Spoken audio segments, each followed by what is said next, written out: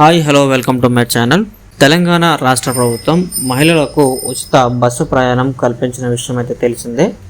అయితే ఇప్పుడు వెంటనే ఆ పథకాన్ని రద్దు చేయాలి అని హైకోర్టులో అయితే పిటిషన్ దాఖలు చేశారు. ఫ్రీ బస్ సౌకర్యం వలన చాలామంది ఇబ్బందులకు గురవుతున్నారని, బస్సుల్లో సీట్లు దొరకక ఇబ్బందులు పడుతున్నారని, సీట్ల కోసం గొడవలు అవుతున్నాయని అయితే పిటిషన్లో తెలిపారు.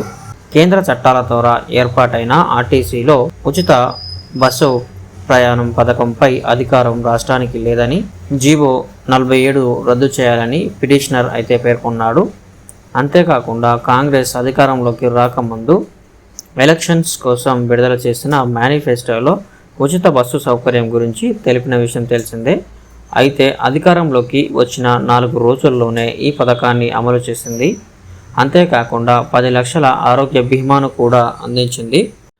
ఉచిత బస్సు సౌకర్యం వల్ల పడుతున్న ఇబ్బందులను గమనించి వెంటనే ఈ పథకాన్ని రద్దు చేయాలని హైకోర్టులో పిటిషన్ అయితే దాఖలు చేశారు. ఈ పిటిషన్ను స్వీకరించిన హైకోర్టు తీర్పు ఏం చెప్పనుందో వేచి చూడాలి.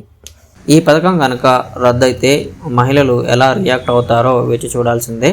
సో ఇది ఫ్రెండ్స్ ఈరోజు వీడియో. మీకు నచ్చినట్లయితే లైక్ చేయండి, అలాగే మన ఛానల్కి సబ్స్క్రైబ్ అయిపోండి. Thank you friends.